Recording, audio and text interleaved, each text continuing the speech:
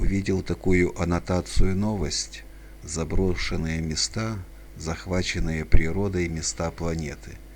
Ну, посмотрел, ну что сказать, наша Припять в Чернобыле намного эффективнее смотрится, чем эти все фотографии. Тут, к примеру, лесопильный завод, который был построен в X веке в Италии. Ну, заросло оно, еще и большой для X века, смотрите, сколько этажей. Вот с этим летоисчислением непонятно, 1000 лет дописалось в свое время.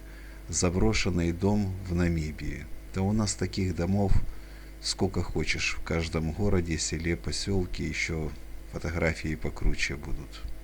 То ли там у них в Африке действительно порядок, что это их удивляет. Это у нас последний дом на острове Холланд окончательно развалился в 2010 году. У нас дача разваливается больше на воде, на речках. Ну, фотография красивая, что тут сказать. Океан забрал, или море, или озеро. Вода забирает все. А сколько тут в водохранилищах затопили сел, поселков, когда каскад по Днепре ГЭС строили. Да в других странах тоже. Неподалеку от Шанхая. Ну, позарастали, ну тут не поймешь. А ну да, окна пустые, без рам, побросали дома, и так их природа озеленила. Это что тут у нас? Да и вообще непонятно, к чему-то фотография. Ну тут это что? Форты Монцело со времен Второй мировой войны у берегов Англии. Металлоломщиков туда бы наших, они бы вот эти все конструкции бы разобрали на металл и от этих домов, а дерево б на брикеты б сдали, на топливные. Заброшенные железнодорожные пути в Тайване. Ну, круто они делали эти мосты, смотрите, такие подпорки в этих горах. Это ж надо было какую мощь этих делать подпорок, чтобы держало состав железнодорожный. Тут тоже поросли деревья. Да у нас есть у меня кадры красивые, где железнодорожные пути в черте города разобраны, и шпалы так уходят в травой заросшие.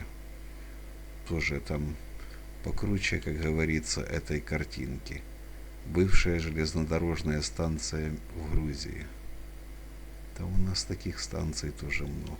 Но люди не сильно старались. Тоннель любви в Киеве. Красиво. А где он там находится и ходят ли там люди? Город-крепость Старый Бар в Черногории. Да чего, туда туристов водить, наверное, водят, вон флаг есть. Свалка автомобилей в Швеции. У нас действительно этого всего хватает на нашей территории. Остров в Японском море, префектура Хиросима. Ну тут... А какие фотографии подобрать? Тут сильно и не подберешь. У каждого есть что-то заброшенное, сфотографированное, разрушенное. Руины храма Та-Промх в Камбодже. Тут что, рыба в подвале бывшего торгового центра в Таиланде. Интересно, живая. Ржавеющий корпус в Австралии судна. Ну, тяжело действительно выбрать. Руины заброшенной радиолокационной станции США. Фотография впечатлительная. Заброшенный дом в Дейтрейте, штат Мичиган, США. У них такие дома, у американцев, раз-раз на скорую руку сделали и живут себе. Покинутый корабль в заливе Комбуш, Австралия. Красивое фото. Покупаться бы там, только чтобы крокодилов не было. Заброшенный бобслейный трек для Олимпиада 84 в Сараево. Чё ж там не проводили больше соревнований? Или климат не тот, наверное. Заброшенные железнодорожные пути в Париже, Франции. Ну, в каждом городе, поселке, селе это можно фотографировать. Колесо обозрения в Припяти. Вот видите, как я говорил. Ну, там красивые есть видео с Припяти, где многоэтажки вот эти стоят, травой поросли и все такое. Тоже эффектно. Заброшенный деревянный дом в Финляндии. Ну, финны дерево любят. Построили. Ну, там комарья, наверное, и всего такого. Рыбацкая хижина в Германии. Ну, затопила хижину в Германии. Красивая кругом природа. Вот так вот посмотреть. Замок в историческом городе Эриче, Сицилия. Тоже, смотрите, это надо было такое построить башню. Сколько вот это формы выдержаны. Тут вот это все, и задаешься вопросом, как они вообще тогда это все строили. Тут, смотрите, тоже рельеф используется местности.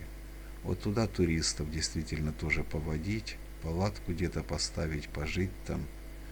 Климат там, конечно, тепленький. Старый фермерский дом в Сирспорте, Мэн, США. И люди живут. Чё ж еще, природа его не забрала, окна подсвечены.